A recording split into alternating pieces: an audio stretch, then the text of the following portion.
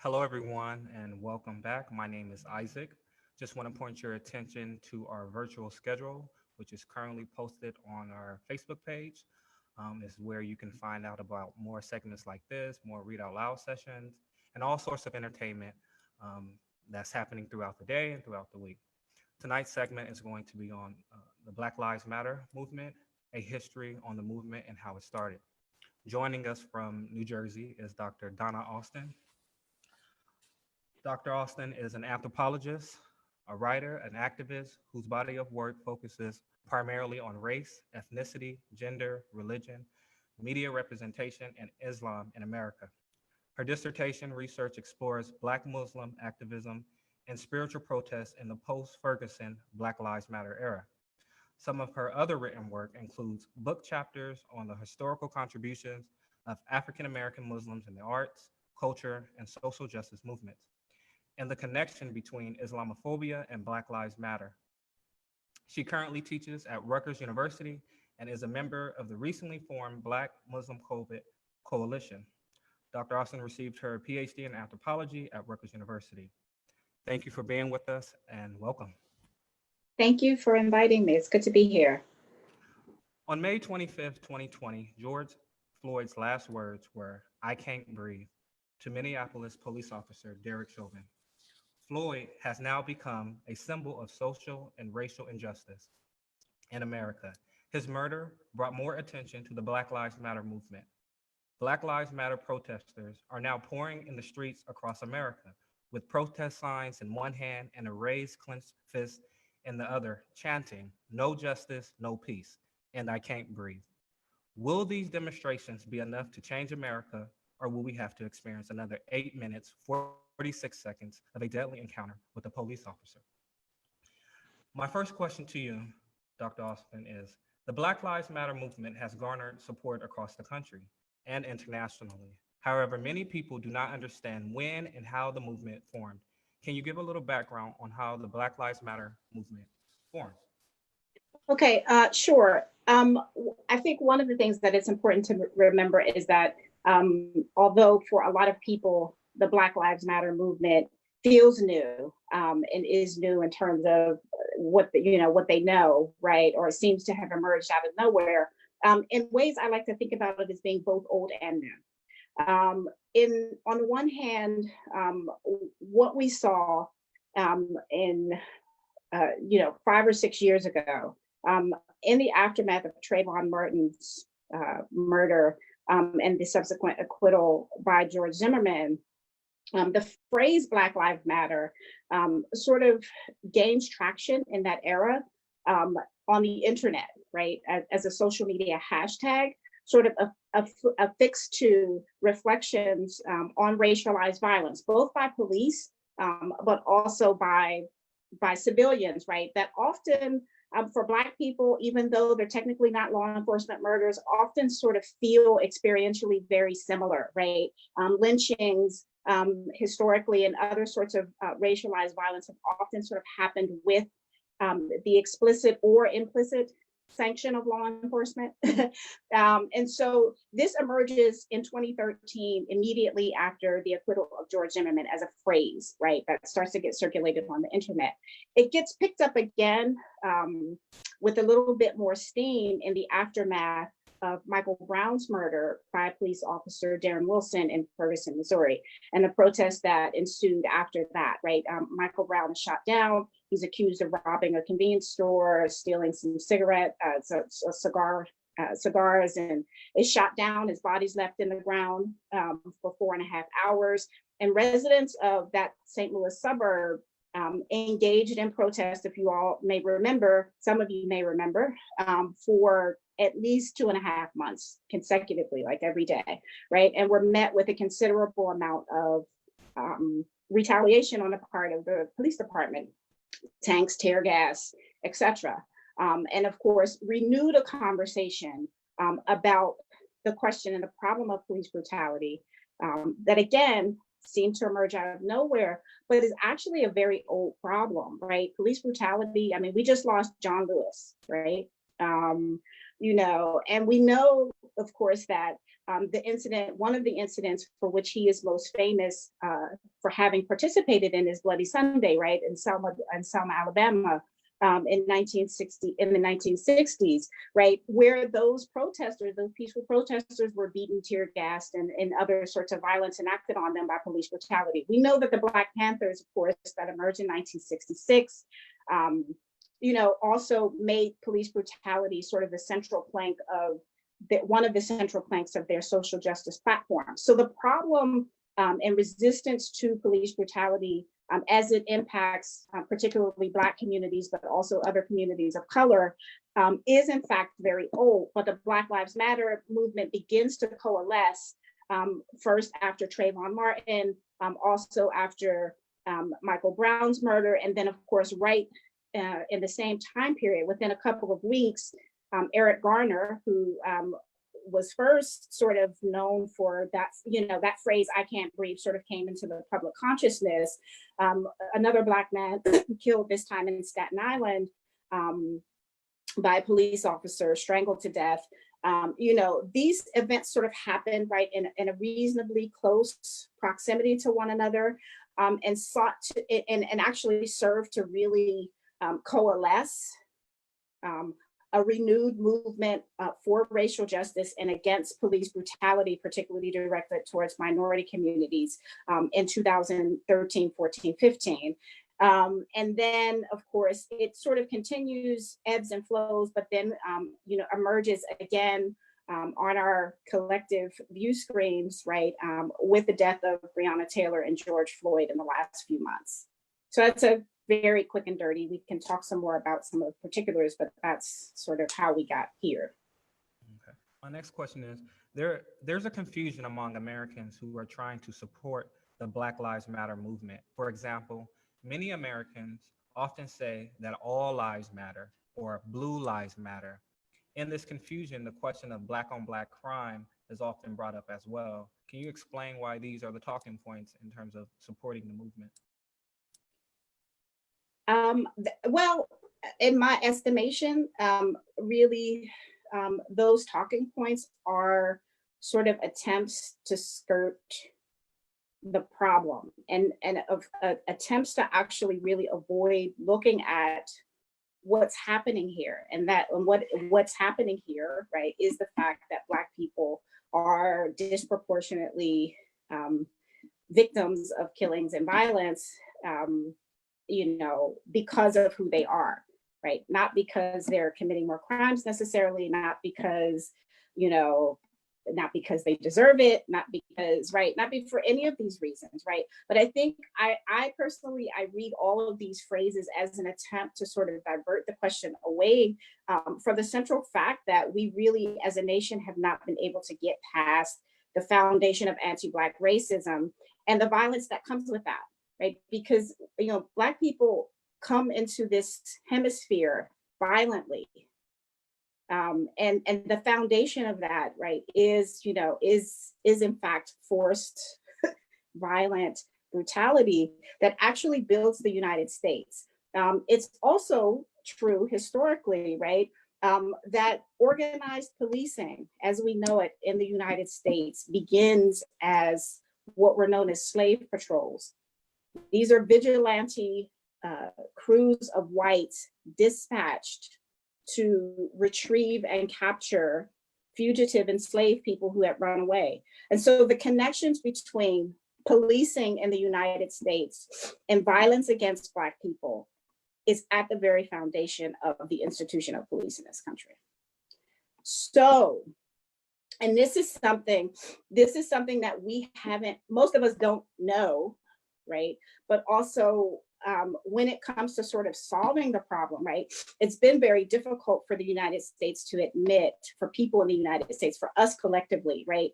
To admit the fact that our institutions are fundamentally racist. There's a narrative that I think we've told ourselves about ourselves as a nation, right? That, okay, yes, there was some problematic racial stuff, right? That sort of happened at the beginning of, like people were enslaved at some point. That was bad. But we realized that was bad because Lincoln freed the slaves and Martin Luther King had a dream And so we're past all of that. And Barack Obama was president, right? So, so this is like sort of the arc of triumph over racism.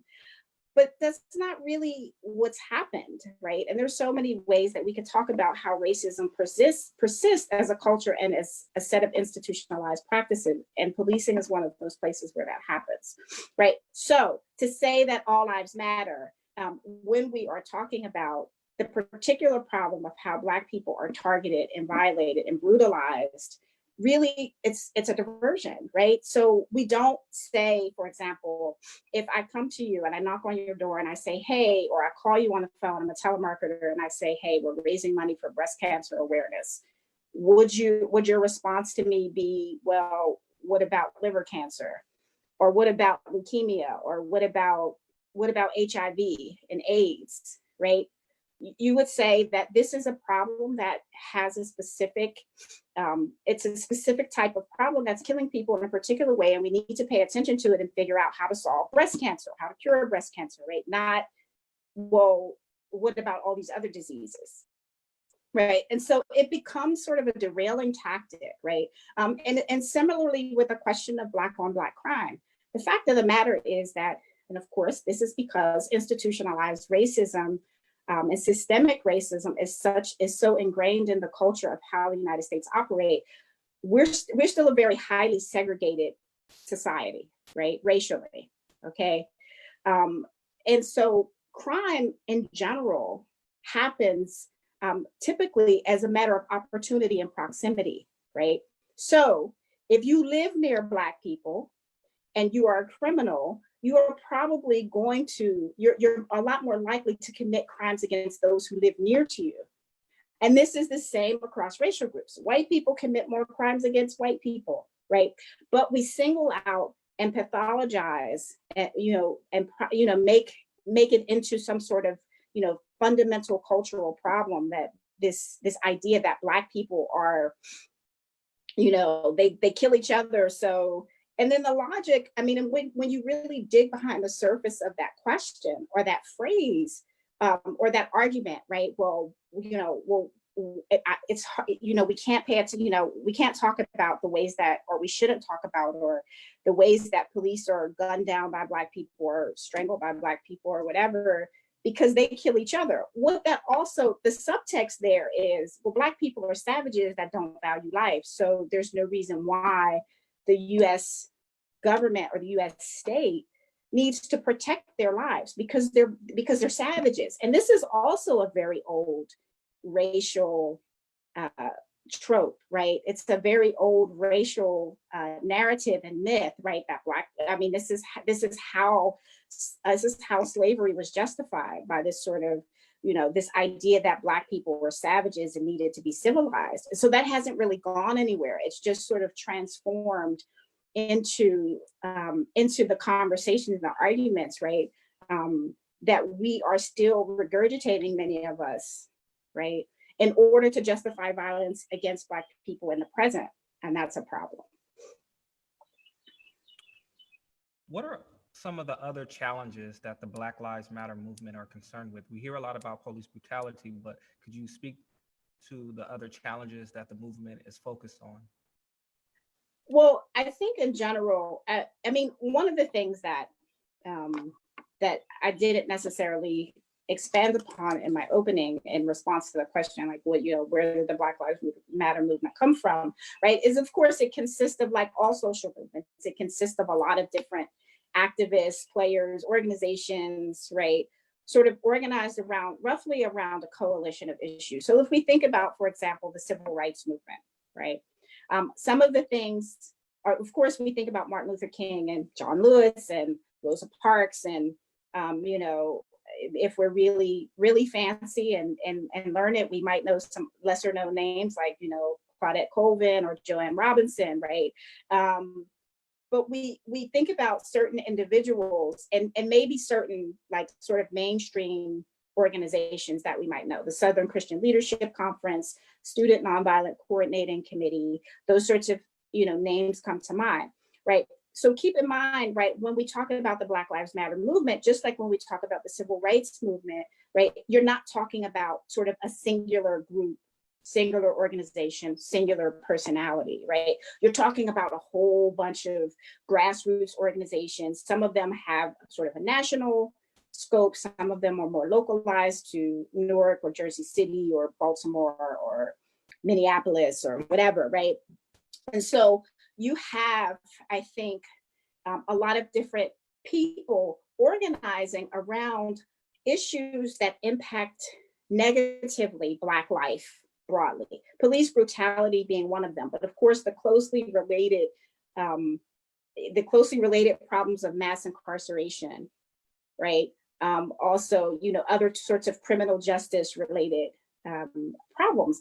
But you've also, I think, I've seen people sort of, at least tangentially, connecting to at least the rhetoric and the philosophy of the Black Lives Matter movement around issues such as, minimum wage increases, right, and livable wage. I've seen people connecting, other sorts of labor issues, right, around medical racism, right, and thinking about, and this is very important to think about in particular in the context of the pandemic that we're all sort of living through right now, right? As we know, Black people have been, and Native communities, Latino communities across the country have all been very disproportionately impacted by COVID, right?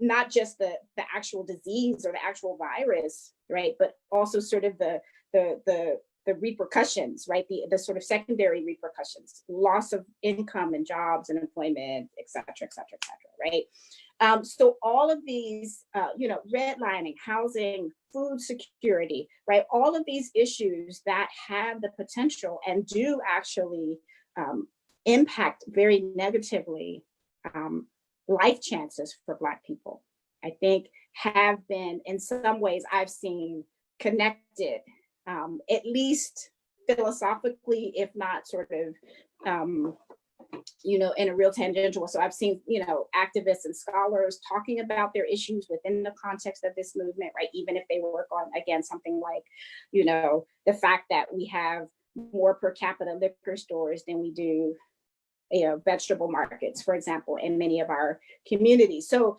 like that. So there's all sorts of ways that I think this has come out, legal, medical, nutrition, environmental, right? We're also sort of in this country, Black people are much more likely to live in proximity to environmental toxins than white people, right? And this, of course, has a range of negative, short and long-term health impacts, right? We think about Flint, and closer to home, we've had certainly played out, at least in terms of how the municipal government has responded to it, but there's a recent crisis in Newark, for example, around sort of the city's water supply, right? So there's all sorts of ways that that I think this movement has, sort of morphed out to sort of connect to a range of issues. At the center, however, probably the lion's share of the organizing, the rhetoric, and that sorts of thing have been around police brutality and sort of related criminal justice system excesses. It's a good segue to my next question. Combating systematic racism is a major area for the Black Lives Matter protesters and the organization that they want to change in America. Can you define systematic racism? Yeah, sure. So sort of, as I've been alluding to in some of my other answers, right? Excuse me. A lot of times we think about racism when we talk about racism publicly. And this is one of the ways that I begin to talk about this with students in my classrooms, for instance, right? We talk about racism as sort of an individual or an interpersonal type of problem, right? So for example, neighbor X, white neighbor X has Black neighbor Y and doesn't really like Black neighbor Y, and maybe, uses a racial slur against their neighbor or something, right? That is, of course, racism, and it's harmful, and it can have all sorts of impacts, right? But that's only one way that racism operates, and not by far, to be honest, the most common. more common, more pervasive, more everywhere, and also very deadly is what we would call systemic institutional. Those words are roughly synonymous for me, right? But really referring to how racism operates in a systematic way with institutions and power behind it. What do I mean by that? So if in fact it is the case that Black people are harmed violently at the hands of a state agency, right? Law enforcement officers are arms of the state, right? Local, state, federal, right? They are government entities, right? And if there is a pattern, which there is, and we can, there are all sorts of statistics, even though there aren't really complete statistics on how pervasive the problem is, because nobody thinks it's important to comprehensively collect this data, which is, again, that's a systemic practice, right? That allows it to continue. But if it is in fact the case that Black people are experiencing high levels of violence at the hands of law enforcement officials, that's a systemic problem. That's an institutional problem, right? And there are so many examples of this, right, throughout US history. I mean, we could talk about redlining, right? The ways that the Federal Housing Authority, made sure that money got funneled into white neighborhoods at the expense of Black neighborhoods. And Black neighborhoods are sort of, cut off from investment and development and housing loans and, right, all this sort of thing, right? And white neighborhoods are sort of given all this money. We can talk about this in a way that school segregation plays out, right? And has historically played out, right? Brown versus Board of Education, 1955, allegedly desegregates the schools. That's another seminar, right? Which of course, I mean, I know in New Jersey, in some of the education circles that I've traveled in and conferences that I've been to, we're still very close to the bottom in terms of the actual segregation of our school districts in the Garden State. That's and the ways that those schools are often not just racially, they're of course, as we know, they're separate and they're unequal, right? And this, of course, has sort of this, spiraling effect. The ways that it plays out in healthcare, again, we were, just sort of alluding to that, right? All of these are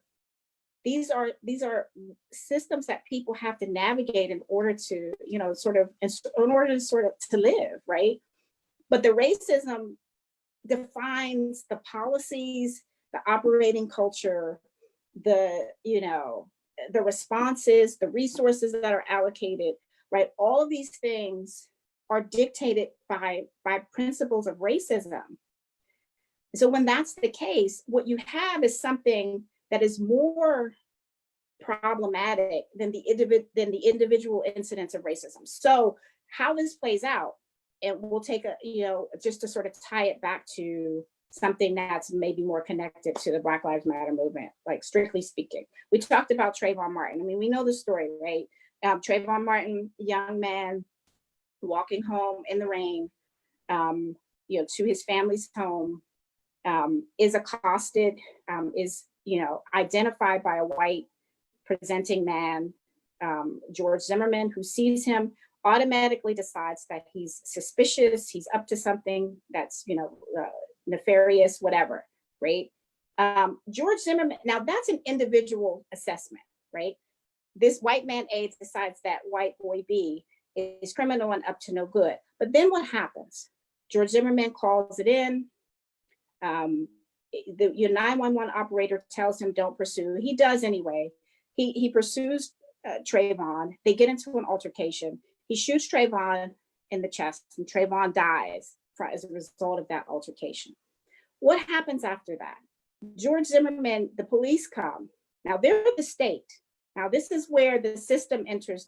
The system enters here primarily, right? The Sanford, Florida Police Department comes, asks George Zimmerman a few questions, and sends him on his merry way, even though a homicide has taken place.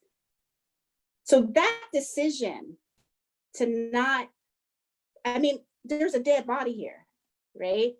And so when the police come here and they don't even take them to the, they don't even like, they don't, you know, they're not, they don't arrest him, they don't, you know, and they only arrest him when there's all this intense public pressure that they let this man go. So now they step in, and then of course he's acquitted, right? So all of these, so you had this individual incident, right? This individualized interpersonal incident of racism that was backed as it developed along the way, along its trajectory, by systemic racism, right? So yeah, so the way that the cops handled, the way they investigated or didn't investigate, right? You know, everything, how the media enters this conversation, right? Because the media is a group of institutions, right? Companies, largely private corporations, for-profit corporations for the most part, right? That actually have their own, right, biases and whatever that are built into how they report the news, how, you know, whatever, everything. And there's so many incidents in just that one case that we could sort of pick apart that demonstrate the ways that these institutions, public and private, because we're talking about government, but we're also, you know, especially when we're talking about, you know, multi-million-dollar media corporations, right? That's not an individual entity, that's also a system, right? So the ways that racism sort of makes its way through these various institutions, and the way these institutions actually work together, right, to reinforce, you know, a racist program or racist principles, is what I mean when I say racism, systemic or institutional racism, right? And so there are all sorts of ways that you can look around you, and there's everywhere you look, it's there. It's in the medical system, it's in the water, it's in the housing policies, it's in the zoning policies, it's in the education of schools, it's in, right? It's everywhere, right? It's in the workplace, it's in, you know, like wherever. It's really everywhere. And it's more challenging because I think a lot of us are primed to sort of understand racism as white man calls black woman the N-word. And that's the only type of racism many of us know how to recognize. And if it doesn't come in that form, then it doesn't register. And so it goes undetected, untreated, right? And continues to sort of and it kills people. It literally kills people, right? Like it's not, I'm not, you know, that's not sort of being dramatic.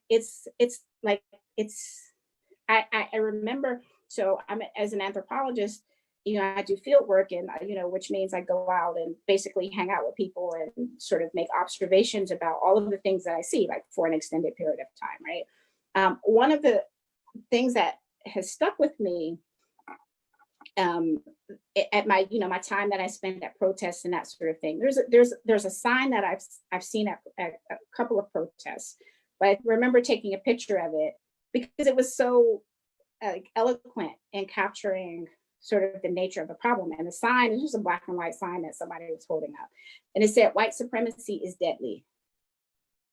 Like, so it's literally like the stakes are life and death, right? It's not, you know, it's not just about, right, sort of those individual encounters, but it's about the system that sort of upholds and supports this same ideologies.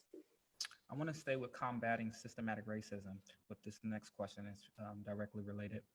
According to a recent article in the Washington Post, almost 6 in 10 white people, along with just over half of Hispanic people, oppose removing Confederate soldier statues, while over 3/4 of Black people support their removal. Can you explain the significance in removing the Confederate statues? Because I think this is related to combating systemic racism. Yeah, so the statues, you know, it's interesting because I won't say conflicted, but I'm ambivalent. I think the statues need to go, right? Like that's the bottom line.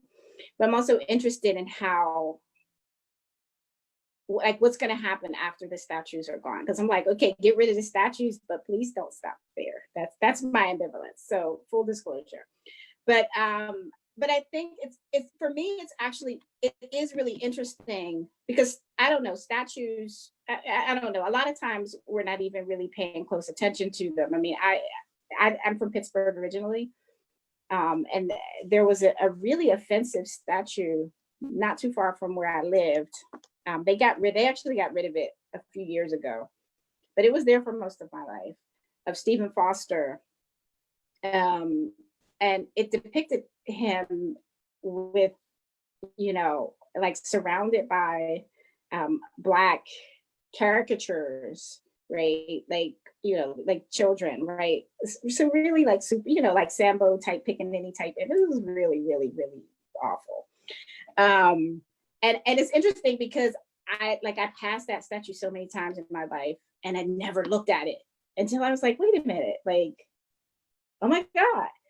But one of the things that's interesting to me about these statues is, and the debate around them is what is it that we choose to remember as a society? And what is it that we choose to forget? And it's very fascinating to me that a lot of the arguments around keeping these statues and why they should be there and why they should be sacred, because that's really what it is, right? We hold them as sacred, or some of us do hold them as sacred in some way, and to sort of take them or remove them or desecrate them is like, it's an insult to to heritage and national memory. And it's like, well, if the insult is to a person who believed that they had the right to own and brutalize Black human beings, like, is this what you revere about yourself as a nation? And if it is, I have a problem with that. But I think it's telling. Because it, there's, we have these conversations about racism, like, oh, that was so long ago. But it's like, if that is still near and dear to you, if that is sacred to you, that tells me how you are going to interact with me, real Black person in the flesh, in 2020. If this man who believed that he had the right to own my ancestors is somebody who should we have conversations about these individuals? Absolutely. Should we build monuments to them? That's a different question, right? Because for me, implied in the monument building is, there's something, something reverential about what we're depicting that we need to sort of put in this particular form, right? And it's very interesting to me that we insist upon, particularly as an educator, who, I teach college students primarily, and I get a lot of college students who have gone through 12 years of public schooling and have very low levels of what I would call racial literacy. So if I ask a question about what was Brown versus Board of Education, what was Jim Crow, what was slavery like, I get confused looks from, like rooms full of 25, 30 students who where none of them know, or maybe one does, or, and I'm thinking, okay, well, we don't take this history seriously enough to teach it. But we, but many of us feel that something sacred is being taken away when the statue of a violent racist is removed from the city's park. And so it kind of to me is very interesting in telling about what it is that we actually value as a society. And what that is that we value the racism. I mean, that's my conclusion, right? We value the racism. If we don't think it was that bad, or we don't really think there was anything problematic with it, because we don't actually, so what we're trying to do is not necessarily really remember, because we're not actually communicating this to the next generations. I mean, I was appalled. The first time I teach I've often taught Michelle Alexander's The New Jim Crow in my classroom. And so when I introduce this text to my students, one of the things I say was, okay, well, this book is called The New Jim Crow. What was the old Jim Crow? And it's sort of meant to be a perfunctory question, just sort of, I'm expecting somebody to quickly answer this so that we can dig into why she's calling it the new Jim Crow. Because there's some, she's doing some work with that title. And they're like, and I was, the first time that happened, I almost fainted, and it's not that long ago. Jim Crow is not that long ago. Like my mother gave birth to my older sister in Alabama. One of my older sisters, we were all born up north, and my one sister was born in Alabama, and my mother had to give birth in a segregated Alabama hospital. This is my older sister, and I'm not that old, right? So this is not that long ago, and we've already sort of forgotten. Like our kids have already forgotten, like what that was like, what that was, and how it sort of shapes where we are right now. So so I feel like, yes, the statutes need to go, and they need to go quickly. But the whole debate about them and sort of how people are and also how to tie it back to the next question, the last question, sorry, about systemic racism, the ways in which many of these instances, not all, so for example, I think one of the most recent stories I saw was from Chicago, where Mayor Lightfoot, a Black mayor, by the way,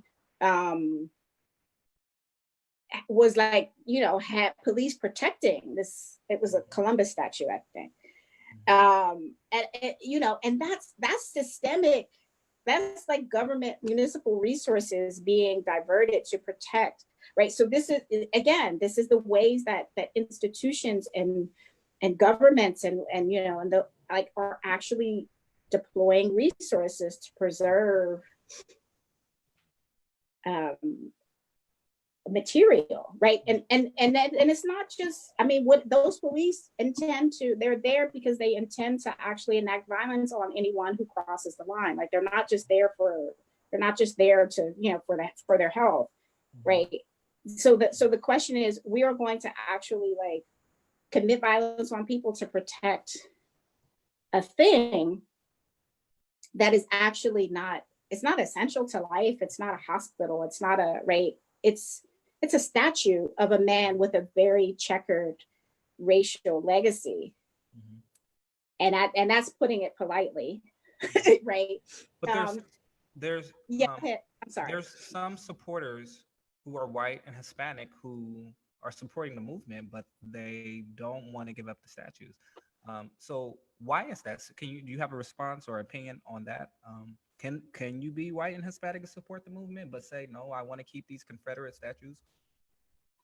I would ask any person in that position who is white or Latino or, otherwise considers them an ally of the movement. I would ask for introspection. What do you think it means to be a supporter of the movement? Does that mean support until it makes me feel uncomfortable? Does that mean support it until it requires me to give up something that I have come to rely on? Because you can, support, what does that mean? So does support mean you'll put a sign in your window? Okay, I'll go to money, wearing Black Lives Matter shirts, supporting in that way. So what is it going to mean when it costs you something that you hold dear? And I would say, if you balk at that, you might, support might be too strong of a word, right? It's not, I don't know. Like when I think about white supporters for racial justice, I think about John Brown. Yeah.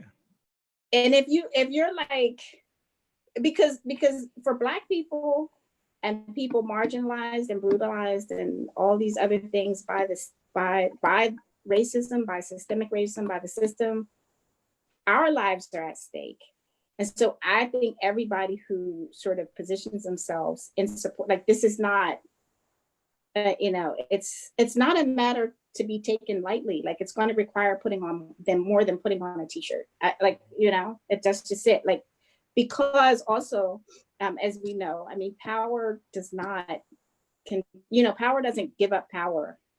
I mean, there has to be, and I believe that white people and other people who are in a position by virtue of their identity to be not the primary targets of, of the things that Black Lives Matter is organizing against. I think being what I would call an anti-racist, right? Which I take that from Angela Davis. Angela Davis said, like, in a racist society, it's not enough to be not racist. You have to be anti-racist. And I believe that what that requires is divestment. So if you are a white person or a Latino person, particularly if you're a Latino person who is not also a Black person, because those communities overlap, right? And not just sort of because maybe we live in proximity to one another in many cases, but there are Black Latino people, right? But if you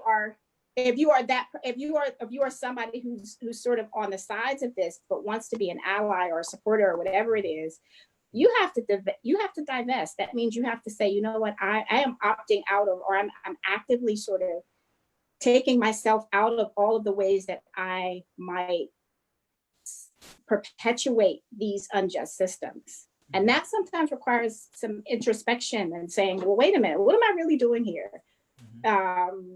And why are these statues so dear to me? What is it that I'm trying to hold on to? And how is that in conversation with what I say I support?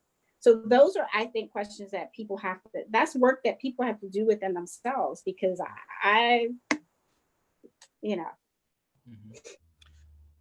The media and press have covered the Black Lives Matter movement involving Black male victims of police brutality.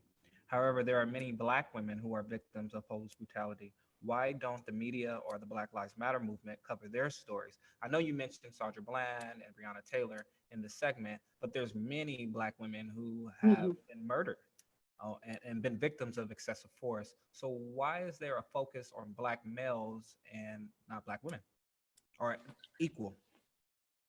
Well, what I would say is, one, I think anybody who's looked closely at Black Lives Matter activism as a whole will see that actually many of the activists across the country have been being very intentional about making sure that they are lifting up the narratives of Black women brutalized by police in various ways, right? Because women also, women and female presenting people, trans women, it's really interesting, unfortunately interesting, right? In the sense that, like, are victims of police violence, but are invisible from the conversation, which means that the vulnerability is increased, right? Whenever you can't be seen, right? How are you going, when we're talking about solutions and remedies, if you're not in the frame, how am I going to problem solve for you? Because I can't actually see what's going on with you. And this is at the heart of, some of you may be familiar or have heard, particularly in recent years, the term intersectionality, the concept intersectionality. This is exactly what intersectionality is about, is trying to name what happens when a person is vulnerable to whatever, violence, discrimination, et cetera, as a result of experiencing both racism and sexism or misogyny at the same time, or sexuality sort of discrimination, or citizenship, right? Class, right? Add any of those things to that, right? But experiencing sort of multiple types of oppression at the same time. 1 second, who coined that term? Give a little background for those who may heard the term but doesn't know where it comes from, who's behind it, who's pushing it, because it is a popular subject. Yeah, and there's a lot of misunderstanding, and particularly as it's become more culture-y, like people are talking about intersectionality, and I'm like, y'all didn't do the reading. But but Kimberlee Crenshaw is the woman, the scholar who is behind the term intersectionality. She's also, I mean, this concept, she coins this term in the 1990s. She's a legal scholar and activist. She's currently the head of the African American Policy Forum in New York. And her which is a research institute think tank that does a lot of research actually around, sort of these intersections, right? Around sort of how, race and gender, advocacy for Black women and girls, that sort of thing, around various issues. And Kimberlee Crenshaw, and she's also drawing on, by the way, it's important to, I think, point out that Kimberlee Crenshaw wasn't the first person to come up with something like this, right? This is there's going back to women like Sojourner Truth and Anna Julia Cooper and Ida B. Wells. All of these women have been working at the forefront of racial and gender justice as a sort of a simultaneous project for many years. Bell Hooks.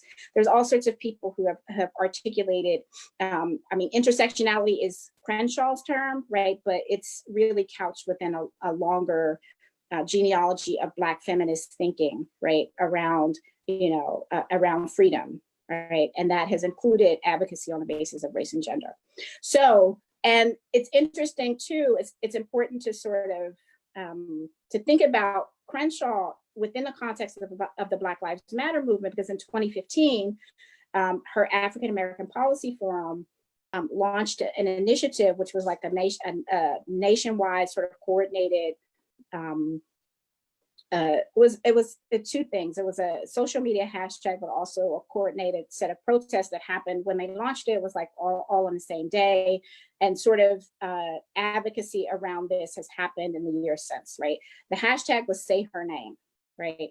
So on Twitter or Instagram or Facebook, if you see the hashtag with the #, right, Say Her Name, this was a campaign designed to bring explicit awareness to the problem of police violence as it impacts Black women, right?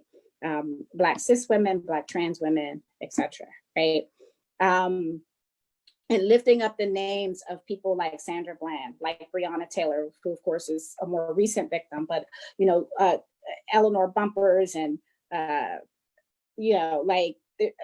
so many, right, across the country who have been victims of not only the beatings, the shootings, the strangulations, et cetera, but Black women are often also experiencing police violence in the form of sexual assault and rape by law enforcement officers, which is sort of a specialized or particular way that Black women often experience police violence at higher rates than men typically do. I won't say that it doesn't happen to Black men, but it's a higher incidence rate.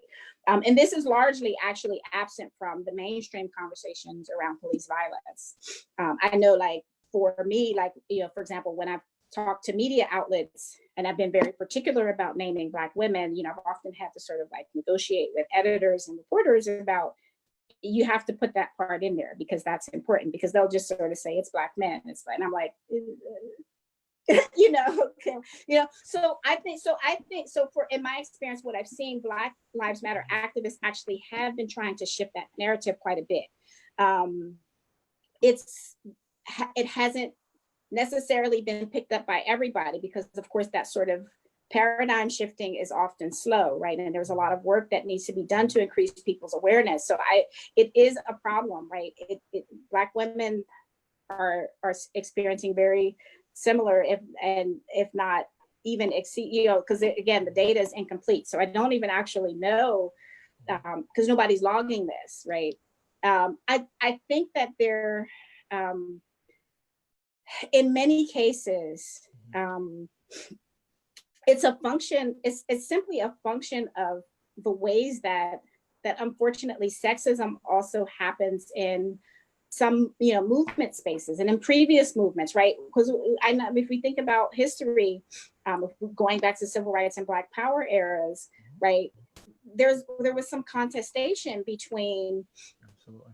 you know, whether or not gender was something that was important enough or priority enough to rise to the level of sort of being a part of the mainstream movement platform. And there are so many conversations and writings and back and forth between activists that were contemporary at that time. We are still, as much as we are governed by racism, we are also governed by sexism at a very fundamental level. And that hasn't, and Black freedom movements haven't necessarily been sort of devoid of all of that. Like it's, you know, and that's work that we have to continue to do, I think, because of, you know, and going a couple of questions back when I mentioned, you know, how when we remember the civil rights era, we sort of think about Martin Luther King and, you know, and all of those male figures. Like most of us, many of us don't know, like we don't know that Martin Luther King's rise to prominence in the front of that movement was facilitated by Black women activists who sort of like picked him as a spokesman, right? But the organizing that was happening, you know, was being done by Black women, including people like Rosa Parks, who of course is hopefully we know by now. I mean, this is what I was taught when I was in school. Ella Baker, Fannie Lou Hamer. Right, Ella Baker. Yeah, you know, like I mentioned, Joanne Robinson, Claudette Colvin. There's so many women, right, that were really doing the work of the movement, but history has largely forgotten them. So this problem of sort of sidelining women and Black women specifically within the context of who we understand to be the driving engines behind various movements is not new. And it's something that we have to continue to do the work around, sort of broadening the types of stories that we tell, the types of memorializing that we do, et cetera, et cetera. This segment is coming to an end. I just want to shift the conversation, maybe take one or two questions if there is. Now is the time, if you're tuning in, to ask any questions. I have my other device so I can look at the questions as they come up, is to drop them in the comments. And as people prepare their questions, I want to shift it to public libraries. I just want to ask you, what are some of your earliest memories of the public library? Oh my goodness. I used to spend so much time as a little girl in my local library. We would go there. I mean, I would check out as many books as they would allow me to, or that I could carry in my hands, because I usually was like walking. So I would just, you know, but I loved, you know, my family. My mother was an avid reader and we had a lot of books in our home. And so like I was reading actively by about 4 years old, and the libraries were definitely a part of that. I used to go there after school to play chess and puppet shows and, you know, all of the sorts of after school activities that my local library had that were sort of a haven for me. And it, you know, it was just like heaven, like a place to sort of like, there's all these books here. I remember checking out books about, like, one of my early interests was sort of like different places in the world, which is maybe like fitting that I became an anthropologist like later in life.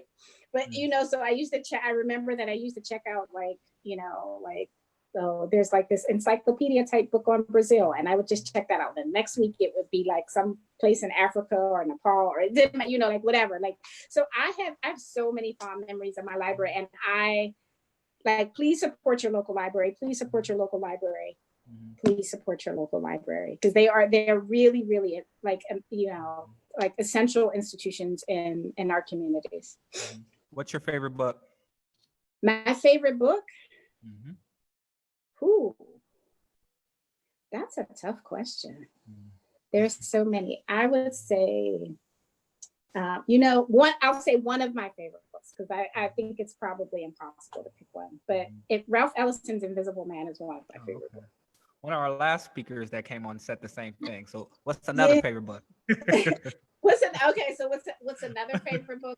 Okay, so then I would say, oh God, this is so terrible. Like, because there's so many. Right. What I would say, one of my other favorite books, I'm a big like fantasy So I like Tolkien and all that stuff like that. But I really, really fell in love with Children of Blood and Bone by Tomi Adeyemi. And I haven't gotten to read the new one yet because it's 2020 has been a dumpster fire. But and if you're interested in thinking about the Black Lives Matter movement in a non-traditional format, that's a really good book because she actually sort of like weaves that, I won't spoil it, but she weaves that sort of into her storytelling, and it's amazing. So yes, that's going to be my recommendation right now. All right, so that brings us to the end of this segment. I just want to thank you for coming on. Thank you for the viewers who have tuned in. Thank you for your wisdom, your insight. It's been a privilege and honor to have you here, and hopefully we can have you back soon. Thank you for the invitation. It's been a pleasure. Thank you. Have a good night, guys. Thanks for tuning in.